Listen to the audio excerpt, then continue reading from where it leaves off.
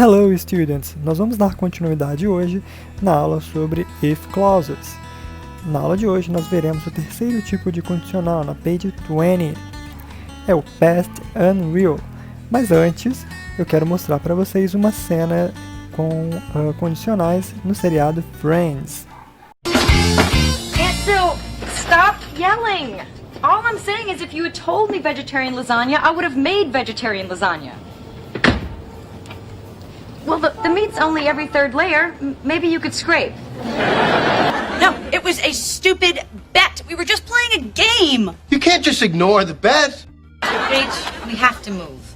I mean, if we had lost, we would have made them get rid of the birds, right? No. Love her. This is all my fault, really. How is it your fault? Because, I should have called.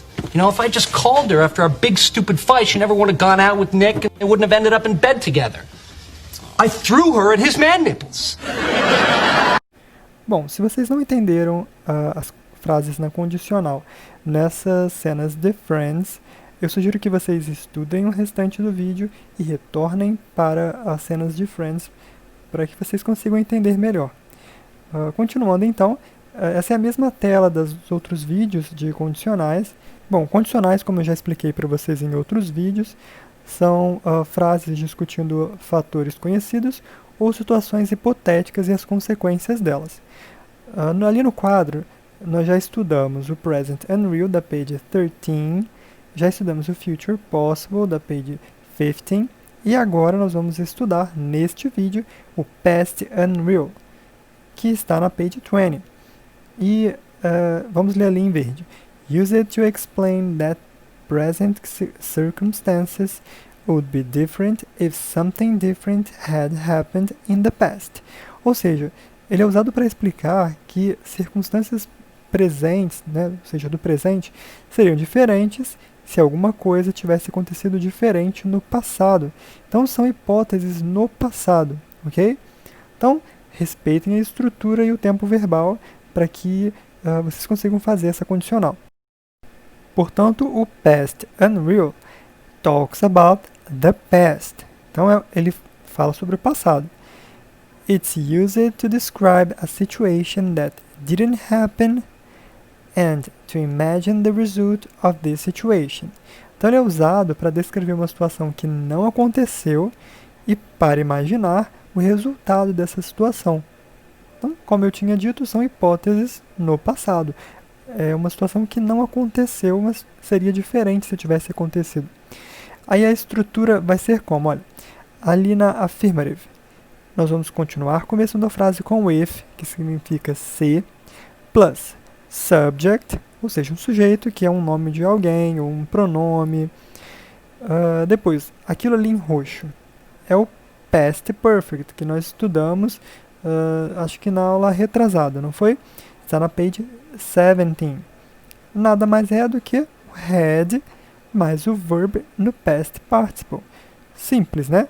Had mais verb no past participle. Sempre tem que colocar o had, ok? E o verb no past participle, ele é da terceira coluna da tabela. E se não estiver lá, nós colocamos ed, ok? Lembrando que você pode abreviar esse had. Eu não lembro se eu falei no vídeo do Past Perfect, mas vocês podem abreviar com apóstrofo D. Aí como que você não vai confundir com a abreviação do would? Você vai ter que entender pelo contexto, ok?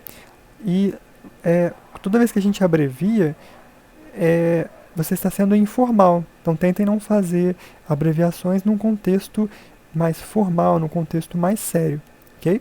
Aí continuando, depois da barra ali de azul, nós vamos colocar outro subject, o would, e vamos fazer agora o present perfect, que nós estudamos na page 2, okay? Que nada mais é do que o have mais o verb no past participle.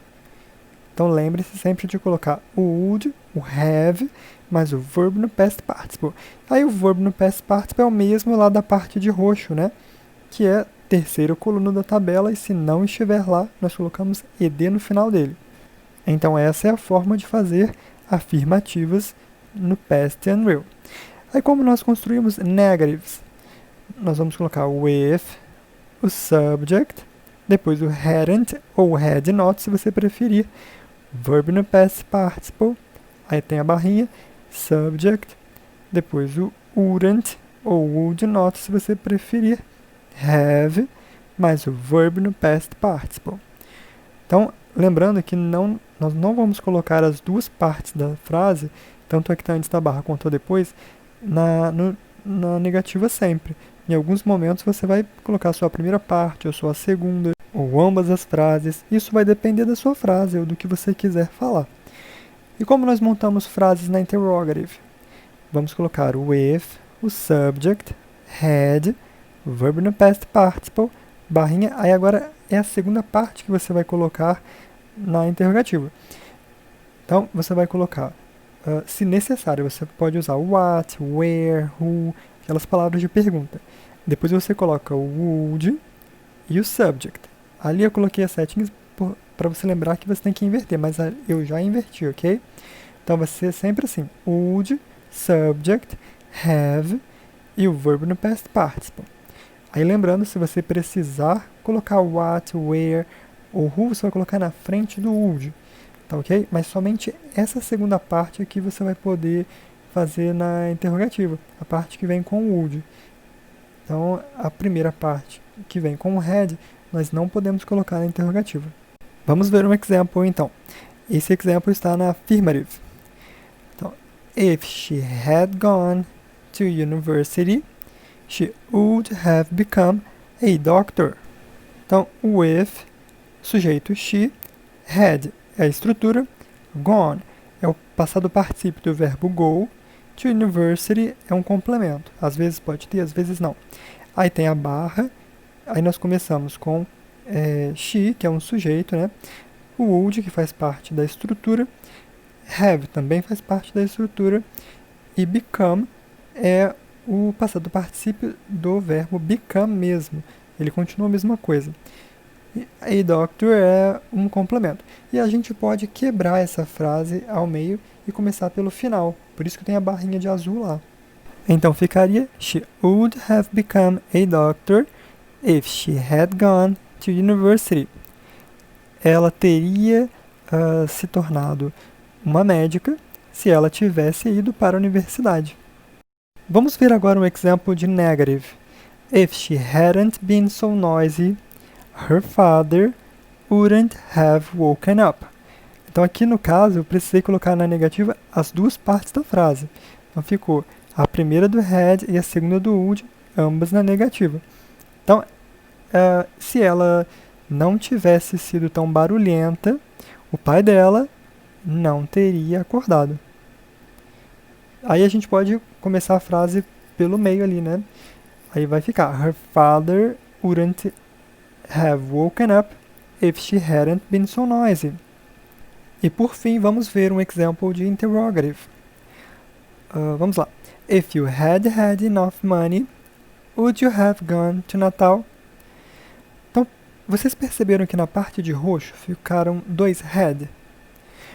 Isso é normal. O primeiro had, ele é da estrutura, e o segundo é o passado particípio do verbo have. Então, por isso que coincidiu. Na tradução ficaria algo do tipo: se você tivesse tido enough money, dinheiro suficiente, would you have gone to Natal? Você teria ido para Natal. Então, quando você quiser dizer tivesse tido, você vai ter que usar o had. Aí a gente pode partir a frase ao meio e começar pelo final, né? Então vai ficar: would you have gone to Natal if you had had enough money? Então, essas estruturas na afirmativa, negativa, interrogativa, elas parecem difíceis, mas elas não são. Elas só são um pouco maiores do que as que a gente estudou no presente, no futuro, mas com bastante prática vocês vão conseguir pegar isso tudo aí, ok? Então, pratiquem, procurem mais vídeos, se precisarem de ajuda, me procurem que eu ajudo vocês, procurem frases, tentem praticar entre vocês que vocês vão conseguir gravar isso daí e pegar para a vida inteira. Então, voltem lá no vídeo das cenas do seriado Friends para vocês verem se vocês entenderam tudo corretamente. See you guys!